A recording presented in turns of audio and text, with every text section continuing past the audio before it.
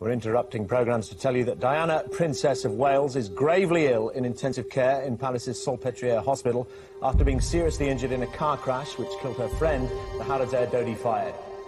The car is still in the tunnel where it crashed. The accident happened shortly after midnight. Diana and her friend Dodi Al Fayed has been dining at the Ritz Hotel, and we have just received news from the Press Association that in fact her injuries may be more serious, perhaps much more serious than we had imagined beforehand. Policemen clear the way for the Princess £17 million richer after her divorce deal. She had everything to live for in that last tragic summer. She was out there having fun. Al Fayed's multi-million-pound yacht. Tonight, another royal controversy sparkles. Not only was he known as a playboy, but he was engaged to somebody else. She looks really quite sexy, but then she's a single woman in her 30s. Why not? Falling in love with a doctor and a heart surgeon to boot. I mean, it's astonishing. Diana was divorced. Was Diana going to marry Dodi Fayed? This was front-page tabloid news. She was alone. She shouldn't have been there alone. I remember being asked to watch a very harrowing tape, and I thought, I know that look. She was not happy. It was the perfect storm, and it ended in tragedy. If there was no money in the photographs, they would have been after her in the tunnel.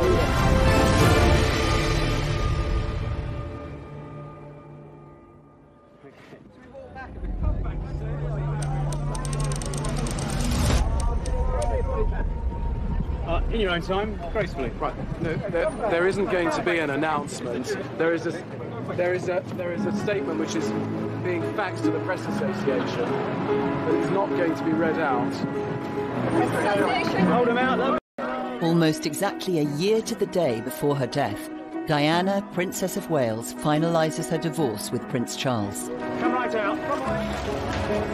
Policemen clear the way for the Princess this evening as she leaves a London hotel. Grim-faced, but £17 million richer after her divorce deal, ITN has learned authoritatively. A lot of water had gone under the bridge between Charles and Diana. All the unhappiness, all the War of the Waleses, all the book writing and the television interviews and things, all of that was over. Diana never wanted a divorce. She told me that when we were together at the palace, and she was saying it's not what I'm looking for at all. And after that, I think she began to put her life together again. She looked fit, she looked great, she was an international celebrity on the world stage. Let me put it this way, I thought she was a kind of a cross between, but she had the compassion of a nun. She became an absolute global superstar. She even had folk like a certain Donald Trump trying to date her. Diana's divorce settlement allows her to remain in Kensington Palace. She maintains an office, but no longer has access to a full team of royal staff. Diana was downsizing. She was still living in apartments 8 and 9 at Kensington Palace, but now she had to pay for her own staff. Suddenly, people started to disappear. And in the end, there were very few people left. There was me, the chef, and a part-time dresser. And that was it. She jettisoned her bodyguards, which was not a good idea, actually, her protection officers. And she said, I went downstairs to get in the car the other day and there was no petrol in it. And I'd quite forgotten you got to fill your car up with petrol. So she was learning a new way of existing. I think any woman who finds herself divorced at that stage of her life, mid-30s, you know, you've got to learn to stand on your 2 feet. Diana firmly believed that something special would happen, that a role would be given to her, that she could continue in a new life and represent her country. That was important to her. Diana's search for a new role comes at a time when Britain is also seeking a new future. Labour Party, 20,000. A victorious Labour Prime Minister at the gates of Downing Street and a piece of political history. This was simply unprecedented. New Labour, under Tony Blair, win the general election. Our big message was modernisation. The one thing that I think people thought about Princess Diana is that she was a very modern reflection of where she came from. And I think what she knew was that she had this ability to cut through.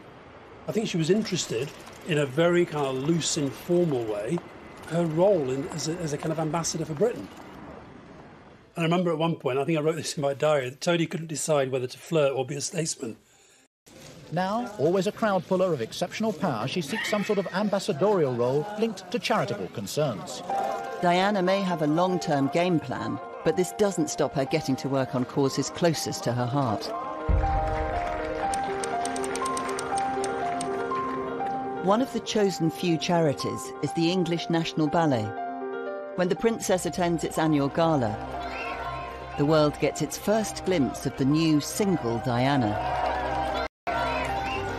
As a young girl, she'd wanted to be a ballet dancer, but had grown too tall. And so this was a rather special event. She turns up, she watches it. It's full of, well-known people in the ballet world. But she loved it because it was something she wanted to do. And she looked, why not? She wanted to break away in part from her old life, find new challenges, and make a change, turn the page, if you like. But the new Diana is more than a philanthropic force. From ballet to battlefields. 9 days after the London Gala, she brings landmines to international attention. I am not a political figure, and as I said at the time, and I'd like to reiterate now, my interests are humanitarian. 5 days later, Diana takes this message across the world. She was lauded at ceremonies in New York. She went to the White House and met Hillary Clinton to discuss her landmines campaign. There are said, ladies and gentlemen, to be around 110 million landmines undetected in the world. And all the time you felt she was sort of shedding her past in order to prepare for her future. She was a great ambassador for Britain. People loved her, they flocked to her, and she took the brand of the British monarchy and of Britain itself across the world. Even living saints need the princess. Mother Teresa, who was terminally ill by this time, invites Diana to her missionary of charity convent in the Bronx. Even when the royals abandoned her, she was still probably our #1 ambassador. She was a woman who had everything. She had beauty, she had money, she had power, she had influence. Anybody in the world she wanted to meet, they wanted to meet her, Mother Teresa, whoever it was. This 8-day trip to the States sees Diana operating on her own, without royal security, casting off the symbols of her old life. This unprecedented... There had never been a sale quite like it, and no one had dared speculate how much this American audience would spend. I think once the trappings of royalty, including her own title, HRH, were taken away from her, she felt maybe that she should get rid of a whole lot of other things in her life. And so suddenly that she was going to auction all these fantastic gowns that she'd been given over the years. She says, come on down to the wardrobe room with me. And she had a room as big as most people's sitting rooms, covered with wardrobes all the way around. And all her clothes were in colour coordination from white right the way around the room to black. So she flung open all the doors and picked out one dress one by one and told me the story behind it and said, oh, this is the one I wore at the White House. Do you remember me dancing with John Travolta? Put that on the rail. Oh, and this one, this is an old friend. Do you remember when Charles danced with me? Oh, I do remember this one. That can go as well. Until the whole wardrobe was empty. The new Diana takes a huge gamble. At 70,000, 75,000. From the very first lot, it was clear there were some big checkbooks in the room. Lot 2, the dress the princess wore the night her husband admitted his adultery, went for almost as much. $65,000. For you, sir. I went to the auction in New York, I think it was, and it was fantastic to see the figures that these dresses fetch. You know, thousands and tens of thousands of pounds. But the best was to be the dress in which she met the Reagans and then danced with John Travolta. 200,000 last time. Yours, fund. £120,000 for a single dress. And I think it was more than just raising money for charity. It was a clearing out of her old life and a thought of how things were going to be different in the future. Many buyers were far from sure what they'd do with them. We're going to frame it, put it on loan to museums. Oh no, she's going to let me wear it. She's going to let me wear it. We have no idea what we're going to do with it yet, but we'll think of something. Whatever their reasons, they contributed enormous sums to AIDS and cancer charities, sums that can't fail to have pleased the princess herself. After raising more than £3.5 million for charity, Diana appears happier than ever. But behind the scenes, there's real turmoil. A 2-year secret affair is collapsing, and her life is about to spiral out of control.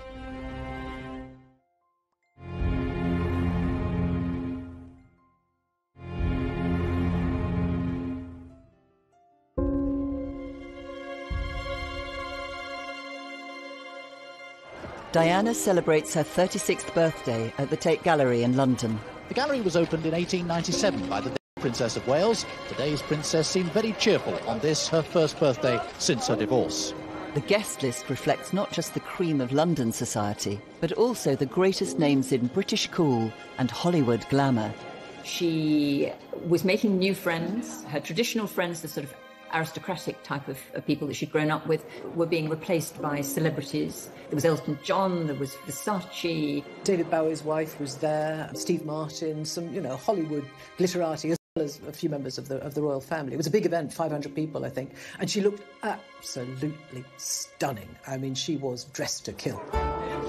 But for Diana, there is one guest in this star-studded reception who is conspicuous by his absence.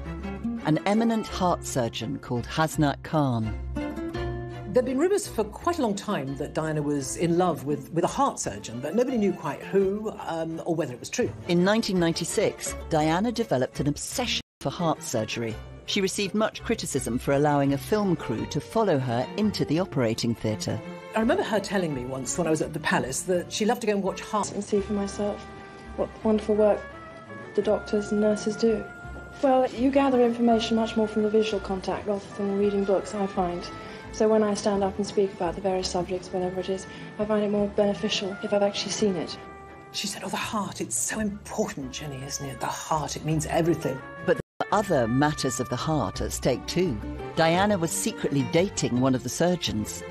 She was enormously attracted to Hasnat. He is a kind, really solid bloke. And he did this most amazing work. There's something slightly Mills and Boons, if you like, about a young woman falling in love with a doctor and a heart surgeon to boot. I mean, there was Diana who wanted to be the Queen of Hearts, and there was Hasnat Khan, the man who mended broken hearts. But on the face of it, Hasnat Khan was unlikely boyfriend material. Here's Diana, working out, eating healthily, and there's heart surgeon Hasnat Khan, drinking Coke, eating burgers, overweight, not working out. I mean, it's astonishing. Only Diana's closest inner circle knew about the relationship. I would bring him into Kensington Palace in the boot of my car or underneath a blanket on the back seat of my car. The police never stopped me. I'd take him in the back entrance. It was a bit of an adventure. She put on wigs, dressed up, and they went to jazz clubs in Soho. She loved that kind of subterfuge, and the fact that the mass media, the paparazzi, knew nothing about it. That was all part of the delicious charm of Hasnat Khan. So from there on, their romance blossomed, and she met him on dates outside of the palace too. Hasnat Khan, he just had no pretensions. He wasn't interested in fame or what. He couldn't give a damn that she was a princess. He just liked her, and I think she found that absolutely endearing. But however clandestine, a love affair between the Princess of Wales and a Pakistani heart surgeon could never remain secret forever. Sir James Goldsmith lent his Boeing 757 to daughter Jemima and the Princess of Wales to fly them direct to Lahore. On a tour of Pakistan 6 weeks before her birthday, Diana took time out to secretly meet her lover's parents at their family home. The media pounced. Princess of Wales was giving nothing away about her secret overnight meeting. She slipped out to meet the mother and father and other relatives of close friend Dr. Hasnat Khan. But despite reports of romance, the father of the London-based heart specialist said the princess was a good friend, not a girlfriend of his son. But just the confirmation of a close friendship caused huge consternation in Fleet Street. The idea that the Princess of Wales, as was going to marry a doctor from Pakistan and perhaps go and live with him in Pakistan. This was just not what we were expecting. She'd had long conversations with Jemima, was wondering if it was something she could do. But the press attention had rocked the foundations of the 2-year-old romance. He didn't want anything to do with the hullabaloo. He wanted to just be a heart surgeon, and I can understand that. And so, you know, it's difficult for someone like Princess Diana, like any superstar, to form a relationship where the other person in the relationship would continually under a microscope.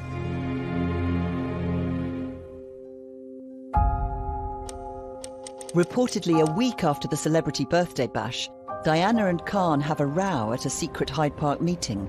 She once again faces rejection by a love of her life. She told me, no one will want me, no one will want the baggage I come with. And in the end, she was right, because he felt he didn't want to live in that kind of goldfish bowl with that kind of limelight. His world was so utterly different from Diana's, and it was very hard to see how he could be her plus one and she could be the wife of a hospital doctor. With her relationship on the rocks, Diana's summer is about to spiral out of control. Just 2 days later, she finds herself tackling another major dilemma in her personal life. Diana's big problem after the separation from Prince Charles was what to do with the boys during the summer. Where to take them, what to do. Since the princess gave up her royal protection officers, options are limited. She needs a location that provides both privacy and security. Help comes from an unexpected quarter. Mohammed Al Fayed was a fixture for the royal family. His store, Harrods, was patronised by members of the royal family in their circle. He was very friendly with the royal family at that time and even used to sponsor their events. Mohammed Al Fayed said, look, you love the south of France, you'll love the heat, you'll be on a boat, you'll be well away from everybody. And she thought, why not? So when Diana asked the Queen if she could take William and Harry down to the south of France, then it was just simply waved through. Diana and her boys take the Harrods private jet to Al Fayed's villa in Saint-Tropez. But the press are onto them and start to question her choice of host. Mohammed Al Fayed's multi-million-pound yacht, moored here on the French Riviera, resort to the very rich, where tonight another royal controversy sparkles. The photograph which has incensed some MPs. Diana, Princess of Wales, arm in arm with the Harrods boss on board his yacht. The Saint-Tropez villa of Diana's friend Mohammed Al Fayed. In full view of waiting press and TV cameras, the princess went to the beach beside it today. She seemed unconcerned by all the attention. The press are having a long lens field day. They were swimming a lot together, they were on the jet skis, they were going off on the yacht somewhere for the day. They had a fun time. I mean, it was the of it. But Diana becomes increasingly irritated by the press intrusion and starts to cryptically toy with reporters. Seeking out British journalists on a boat they'd hired, she was widely reported as telling them, "You are going to get a big surprise with the next thing I do. My sons are always urging me to live abroad. Maybe that's what I should do." The irony is that William has since remarked that that time in the south of France was the worst week's holiday of his life. With the holiday threatening to sour, Al Fayed, keen to keep the good times rolling, makes a call to his eldest son, Dodi. Dodi's down the coast with his fiancée.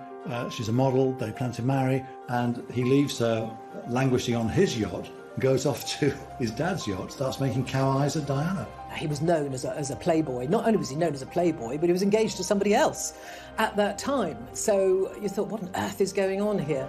When Dodi jumps ship, he leaves his supermodel girlfriend, Kelly Fisher, high and dry. She believes they're engaged, and a month later files a lawsuit for breach of contract. Miss Fisher loved, trusted, and believed in Mr. Fayed. In return, he took her love, and he gave every indication that they were going to get married, and that he would fulfill all of his promises to her.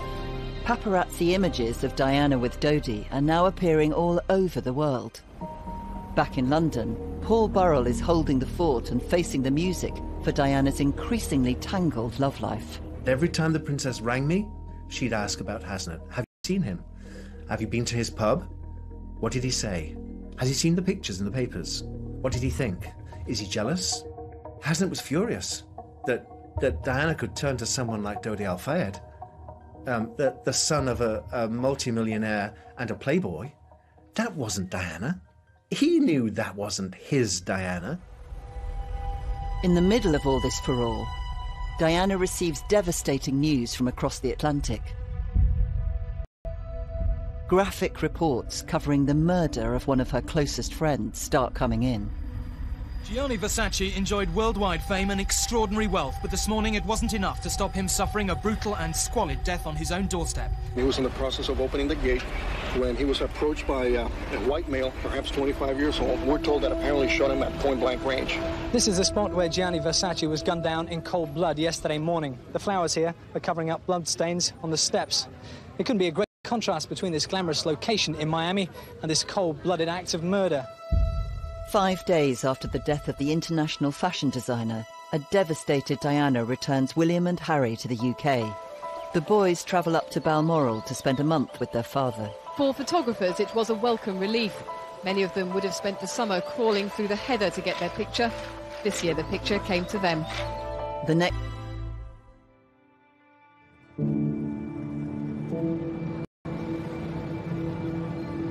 Throughout the city, people came together to pay a last tribute to one of the world's best fashion designers. The Princess of Wales, a Versace devotee, said she was devastated by his death. She made her way to the front row, sitting between two stars from the world of music, Elton John on her left, Sting on her right. It deeply moved her. This was only months before she'd die herself. And here she was, sat at Gianni's funeral. She couldn't quite comprehend it. Death seemed to haunt her towards the end of her life. She was so consumed by thinking it might happen to her. The next time many of Diana's celebrity friends will be together would be at her own funeral.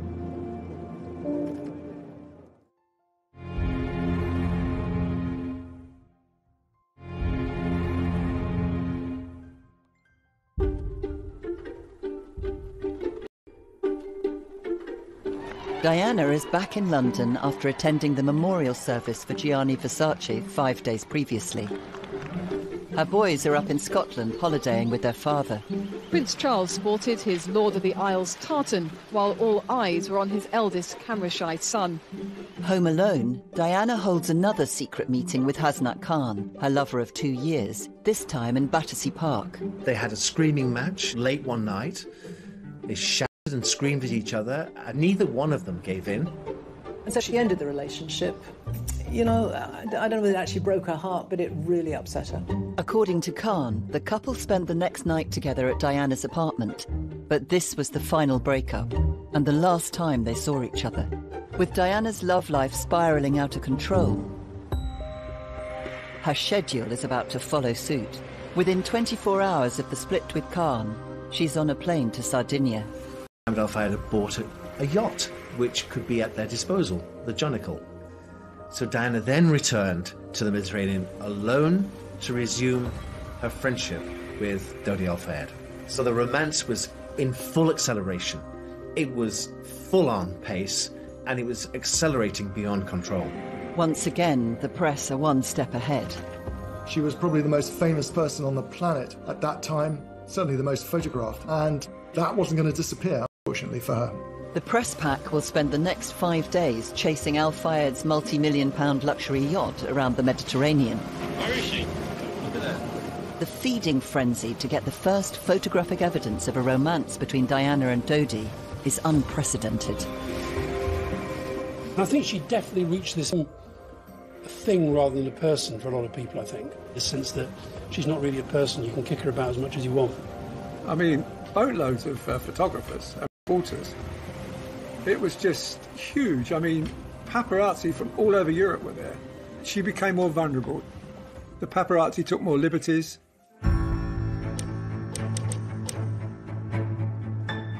It takes less than a day for the paparazzi to start striking tabloid gold. Today, though, more pictures appeared of her on holiday with the millionaire Dodi Fayed. 3 British newspapers have paid £500,000 for them. Diana and Dodi are captured in a compromising clutch that becomes the iconic image of their summer romance. They have the full run of the boat, as Mohammed Al-Fayed has returned to London. Dodi Al-Fayed himself hasn't been seen today, but his father was watching Fulham, his latest acquisition, in action. He seemed relaxed about the pictures. It's all right. It's all right. He's in movie business, you know, that's all right. It doesn't bother him.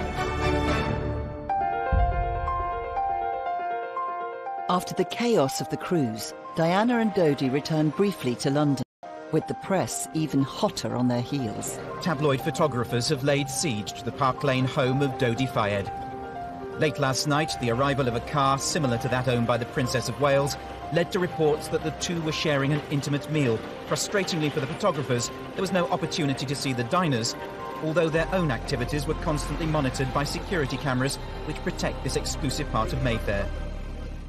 The very next day, Diana left Dodi and flew to Bosnia. This would be no holiday.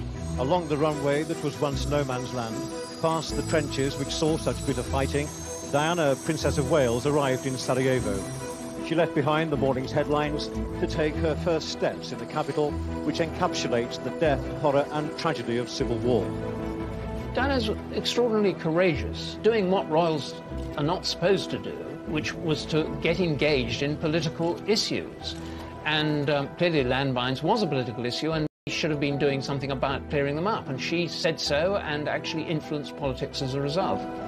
Her trip to Bosnia was really important to Diana. It was part of her humanitarian mission. But it was overshadowed by her romance with Dodi. The mass media were just speculating, will they marry?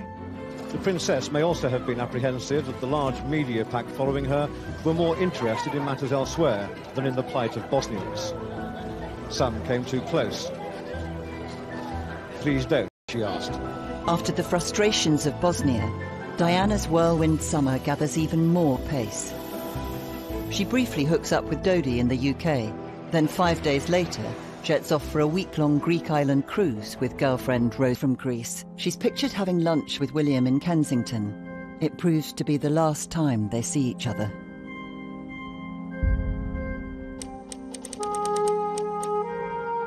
That afternoon, she flies with Dodi for a third, final trip to the south of France. The Jonakil once again tours the Mediterranean, with the paparazzi chasing her from port to port. She ends up back in Sardinia. Dodi and Diana had spent a few very happy days on board the yacht, had a lot of fun together, but it was time to go home. I think they had actually extended their trip by a few days.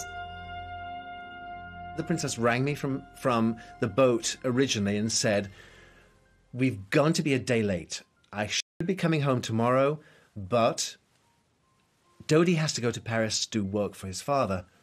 I have to go to Paris with him because there's no other way I can get home. I'm on the Harrods jet. So bear with me, delay everything one day, ring Balmoral, tell the boys that Mummy will be with them 24 hours later than she expected, but to be there."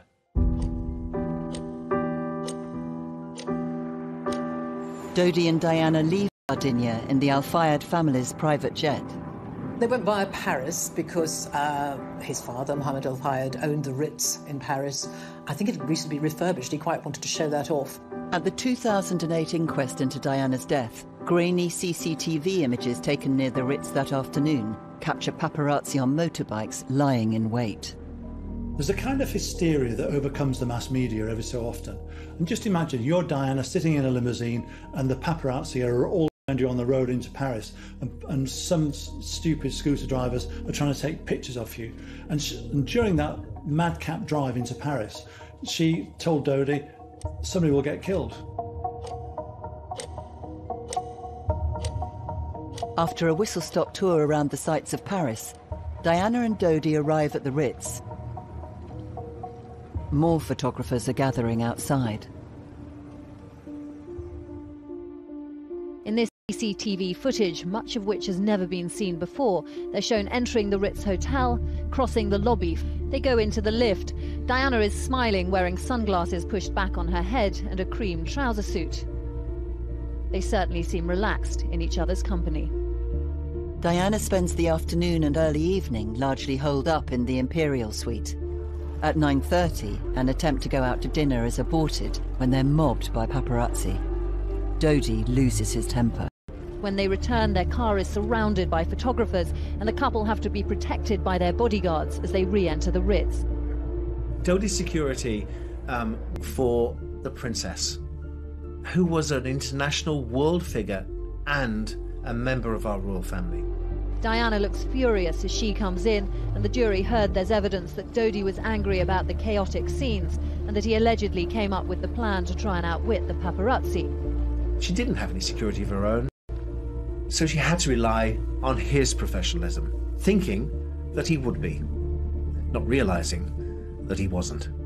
If you can have a relationship and build up a trust with your security team, then there's a chance it will work. If it breaks down, if the chemistry disappears, then it's very, very difficult. It probably wasn't the best, and they were unable to give her the privacy that she actually looked for. The roll of the dice in the last few hours of the princess's life was just so unfortunate. Everything worked against her. Nothing was in her favour. She was in the wrong place at the wrong time with the wrong man.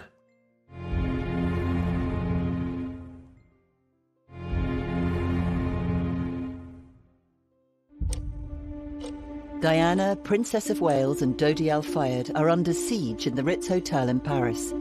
Over the last weeks, days and hours, their every move chased by paparazzi.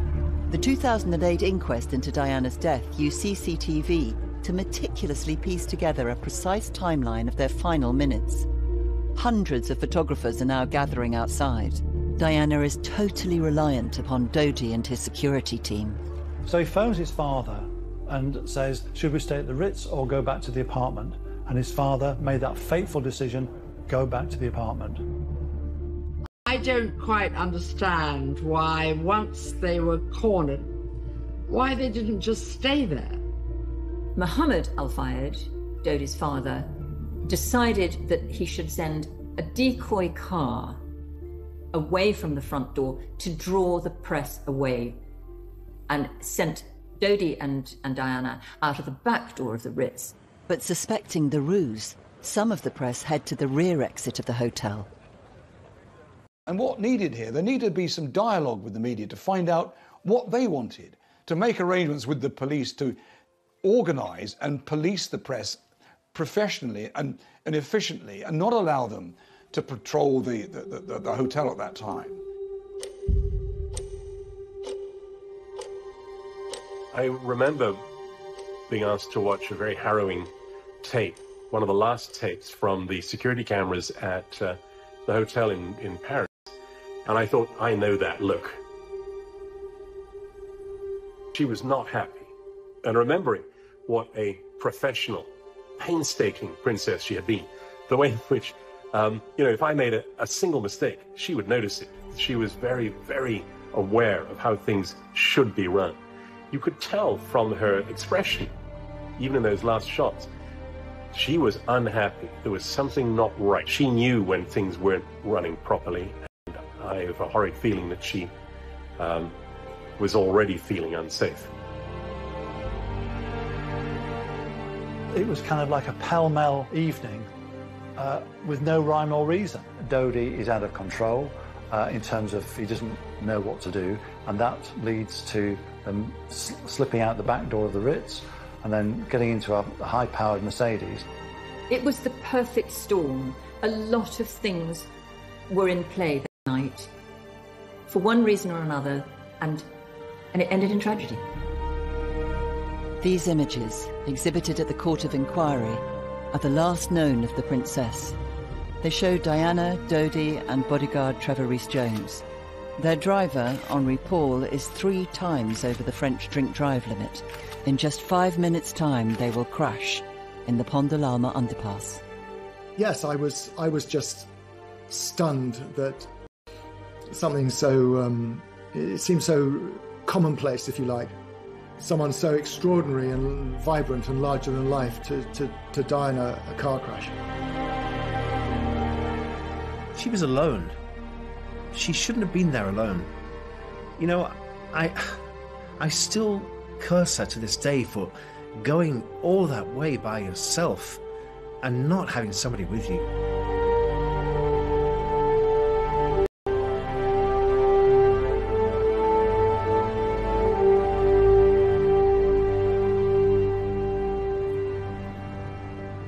The Mercedes saloon they were travelling in was no more than crumpled metal. It had careered from one side of the underpass to the other. The driver and Dodi Al Fayed died at once. The security man and Diana initially both survived, though ambulancemen spent 2 hours with her at the scene. At about 10 to 1, the news desk rang me in London and said Diana's been involved in some kind of accident. We think she's all right, but a man who was with her might be dead. And obviously I had to get myself to London straight away. And all the way up there I was listening to the news, I was listening to the radio output, and it came via, well, obviously the tone changed. I know what happens with a royal death. I know the procedure. For the very latest, monitoring all the incoming wires into ITN, Tim Wilcox is in our newsroom. Let's go to him now. Well, yes, ago that Diana, Princess of Wales, has died, according to British sources, the Press Association learned this morning. That was followed a few minutes later by another report saying that Paris, Princess Diana dead, according to an unnamed French minister. That was followed again a couple of minutes later by a doctor, again an unnamed doctor, confirming that Princess Diana was dead. It was a fast-moving story as well. Things were happening, the arrangements for Diana's body to be brought back, who was going to go to Paris. There was a lot to say.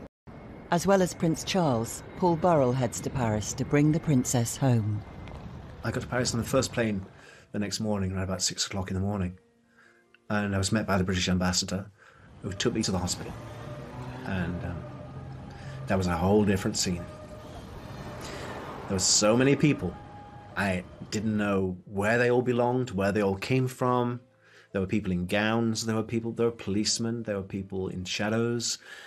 And I was just away with it. Barely 3 hours ago, Prince Charles arrived in a cortege at the Pitié-Salpêtrière Hospital in central Paris in the British ambassador's car. He was greeted by President Chirac, flanked by the Presidential Guard, a rare French tribute. A sad Madame Chirac kissed on the hand by the Prince. Prince Charles makes the decision to see Diana's body. And when he came out, he was white. He was white. He was literally shaken. I thought, oh, this is maybe going to be much, much bigger than anybody can imagine. So we got into the cars and we drove into London, and then we were greeted by the most incredible sight of people on footbridges, throwing flowers on the opening, and people just getting out on the motorway as the cortege just led its way into London. There was a long queue of people waiting to sign the book of condolence. And then I got out of the car and went up to a man. I remember he had a beard and he was middle-aged, and he just looked at me and burst into tears. And I thought, my gosh, this feeling is real. And that was the beginning of the most extraordinary week for me and for the whole country, really. Behind a coffin shrouded in the royal standard and adorned by a spray of her favourite white lilies, drove her two sons, Princes William and Harry, bringing their mother back home. Diana's summer ends in tragedy. A nation unites in grief, but is left searching for answers. If there was no money in the photographs, they wouldn't have been after her in the tunnel. Forced to say goodbye to the people's princess. It is a point to remember that of all the ironies about Diana, perhaps the greatest was this. A girl given the name of the ancient goddess of hunting was, in the end, the most hunted person of the modern age. Here still thousands came. A royal cortege on a motorway slip road surrounded by families stacked up the banks and the bridges. In life, Diana had touched unlikely and unloved places. Today in death, in an unremarkable urban landscape, she did the same. It's unbelievable to think that it was only a year that Diana had as a single person to do her own thing on her own 2 feet, and then she was gone. Well, I remember feeling a strange sort of inevitability about it, that she had had this extraordinary life, that she had had an enormous impact on the world and on so many millions of people. There was never any way in which she was going to fade away quietly. And although it was tragic that such a brilliant young life should have been cut short, and yet she went pretty much at the height of her powers.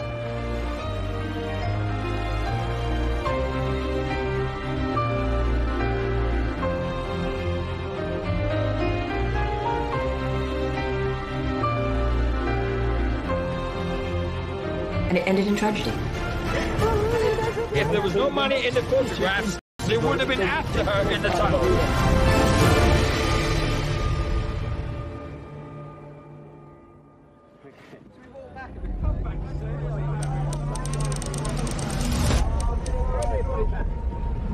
In your own time, gracefully. Right. There isn't going to be an announcement. There is a statement which is being faxed to the Press Association, but it's not going to be read out.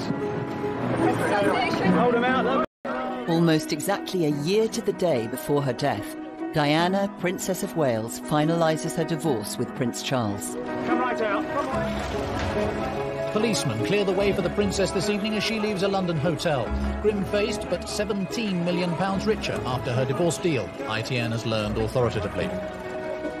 A lot of water had gone under the bridge between Charles and Diana. All the unhappiness, all the War of the Waleses, all the book writing and the television interviews and things, all of that was over. Diana never wanted a divorce. She told me that when we were together at the palace, and she was saying it's not what I'm looking for at all. And after that, I think she began to put her life together again. She looked fit, she looked great, she was an international celebrity on the world stage. Let me put it this way, I thought she